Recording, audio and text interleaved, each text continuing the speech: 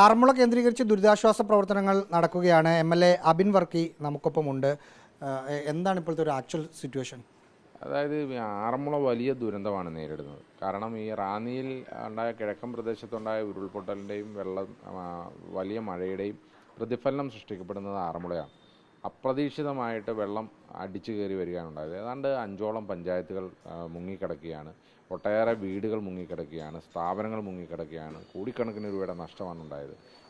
പ്രധാന പ്രശ്നം നമ്മുടെ ഈ പമ്പയാറ്റിലൂടെ വരുന്ന വെള്ളം പെട്ടെന്ന് കരകവിഞ്ഞ് ആറന്മുളയിലോട്ട് ഒഴുകുമ്പോൾ ഇത് തിരിച്ചിറങ്ങാനും കുറച്ച് സമയം കൂടുതൽ, അതിൻ്റെ ടോപ്പോഗ്രഫിയുടെ പ്രത്യേകത കൊണ്ടാണ് കുറച്ച് കൂടുതൽ വേണം. അപ്പോൾ വലിയ ദുരന്തം 2018-ന് സമാനമായ വലിയ ദുരന്തമാണ് ആറന്മുള നേരിടുന്നത്. ഇപ്പം ക്ലീനിങ് ഒന്നും തുടങ്ങാറായിട്ടില്ല. കാരണം ക്ലീനിങ് തുടങ്ങണമെങ്കിൽ വെള്ളം ഇറങ്ങണമല്ലോ.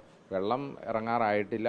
വെള്ളം ഇപ്പോഴും നിൽക്കുകയാണ്. നമ്മൾ പലരെയും രക്ഷപ്പെടുത്തി ക്യാമ്പിലായിട്ട് എത്തിച്ചുകൊണ്ടിരിക്കുന്ന പ്രവർത്തനം, റെസ്ക്യൂ ഓപ്പറേഷൻസാണ് ഇപ്പോൾ നടത്തുന്നത്. അതുകൊണ്ട് ക്ലീനിങ് പോയിട്ട് അത് പോസ്റ്റ് ഫ്ലഡഡ് ആണ്. പോസ്റ്റ് ഫ്ലഡഡ് അല്ല ഇപ്പോഴാണ് ആറന്മുള ശരിക്കും ഫ്ലഡഡ് സിറ്റുവേഷൻ നേരിടുന്നത്. കാരണം റാന്നിയിൽ നിന്ന് ഇറങ്ങുന്ന വെള്ളം, ആ വെള്ളം ആറന്മുള വന്ന് 1.5 ദിവസമൊക്കെ നിന്നിട്ടാണ് പോവുകയുള്ളൂ. അപ്പോൾ ഇപ്പോഴാണ് യഥാർത്ഥത്തിൽ ഫ്ലഡഡ് സിറ്റുവേഷൻ ആറന്മുള നേരിടുന്നത്. റെസ്ക്യൂ ഓപ്പറേഷൻസാണ് ഇപ്പോൾ നടത്തുന്നത്. നമ്മുടെ ഒരു കണക്കൂട്ടലിൽ ഒന്ന് കൺട്രോൾ ആവാൻ, വെള്ളം ഇറങ്ങാൻ എത്ര ദിവസം എടുക്കും? അതെന്താണെങ്കിലും ഒരു 24 മണിക്കൂർ സമയം കൂടെ എടുക്കും. അപ്പോൾ ഈ 24 മണിക്കൂറിൽ വെള്ളം കയറിക്കൊണ്ടിരിക്കും. വെള്ളം കയറിക്കൊണ്ടിരിക്കും. ഓരോ പ്രദേശത്തും പലയിടത്തും നമ്മൾ ഇന്നലെ പ്രതീക്ഷിക്കാത്ത പലയിടത്തും വെള്ളം എത്തുകയുണ്ടായി. നമ്മളൊരു 10% റിസ്ക് ഉള്ള സ്ഥലങ്ങളിൽ അവരോട് മാറി താമസിക്കാൻ പറഞ്ഞിരുന്നു. ക്യാമ്പുകളിലായിട്ട് മാറാൻ പറഞ്ഞിരുന്നു.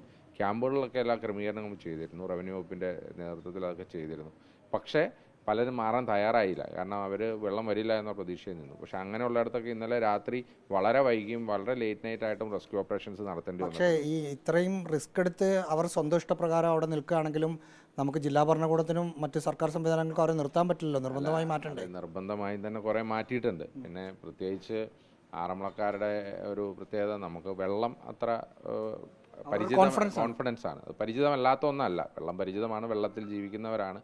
അപ്പോൾ അതുകൊണ്ട് തന്നെ അവരുടെ ഒരു ഗതികൾ, ഈ വെള്ളത്തിൻ്റെ ഗതികളെ പറ്റിയൊക്കെയുള്ള ഒരു പൂർണ്ണമായ ധാരണയുള്ളവരാണ്. പക്ഷേ എങ്കിൽ പോലും നമുക്ക് ഈ ചില സാഹചര്യങ്ങൾ അങ്ങനെയാണ്. ഈ ഫ്ലാഷ് ട്രെയിൻ ഉണ്ടാകുന്ന സാഹചര്യം എന്ന് വെച്ചാൽ നമുക്ക് ക്രമീകരിക്കാവുന്നതിനും അപ്പുറം, അല്ലെങ്കിൽ നമ്മൾ പ്രതീക്ഷിക്കാവുന്നതിനും അപ്പുറമാണ്. ഫ്ലാഷ് ട്രെയിനാണ് അവിടെ ഉണ്ടായത്. അപ്പോൾ അങ്ങനെ ഒരു റെയിൻ ഉണ്ടായി കഴിഞ്ഞിട്ടുണ്ടെങ്കിൽ എന്താവും സിറ്റുവേഷൻ എന്നുള്ളത് നമുക്ക് പ്രെഡിക്റ്റ് ചെയ്യാൻ പറ്റുന്ന ഒന്നല്ല. അതുകൊണ്ട് തന്നെ പൂർണ്ണമായ അർത്ഥത്തിൽ ഇപ്പോൾ രാവിലെ എല്ലായിടത്തും NDRFിൻ്റെയും അതുപോലെ ഫയർഫോഴ്സിൻ്റെയും സംഘാംഗങ്ങളുണ്ട്.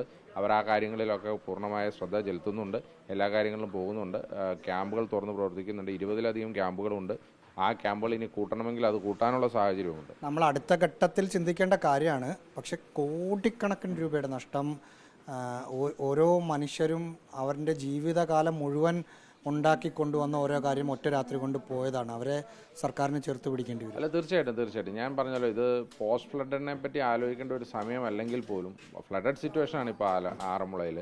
എങ്കിൽ പോലും പോസ്റ്റ് ഫ്ലഡ് വലിയ രീതിയിലുള്ള സഹായം വേണ്ടി വരും. കാരണം ഒട്ടേറെ ആളുകൾ അവരുടെ ജീവിതം, അവരുടെ അന്നന്നത്തുള്ള അന്നത്തിന് വേണ്ടിയിട്ടുള്ള കാര്യങ്ങൾ ചെയ്തുകൊണ്ടിരുന്നതാണ്. അവരുടെ കടകൾ വെള്ളത്തിനടിയിലായി, വീടുകൾ വെള്ളത്തിനടിയിലായി. ഒട്ടേറെ അവരുടെ ഇപ്പം ചെറിയ തട്ട് പോലെയുള്ള കടകളിലൊക്കെ ഉള്ളവർ ആ തട്ടുകളൊക്കെ പോയി.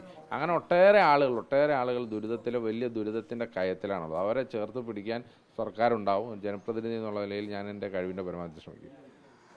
അബിൻ വർക്കി പറയുന്നതനുസരിച്ച് ഇപ്പോഴാണ് സത്യത്തിൽ ആറന്മുള ഒരു ദുരന്ത അവസ്ഥയിൽ നിൽക്കുന്നത്. ഇന്നലെയൊക്കെ വെള്ളം വന്നു എന്നതാണ്. ആ വെള്ളം ഇതുവരെ പോയിട്ടില്ല, വലിയ പ്രശ്നമായി നിൽക്കുന്നു. 2 ദിവസം ഇതിങ്ങനെ നിൽക്കും എന്നതാണ് ഉദ്യോഗസ്ഥരുമായി ചർച്ച ചെയ്തതിന് ശേഷം ആറന്മുളയുടെ MLA പറയുന്നത്. വീഡിയോ ജേർണലിസ്റ്റ് മനു ബാലകൃഷ്ണനൊപ്പം reporter Ahees Rasheed, in reporter, Pathanamthitta.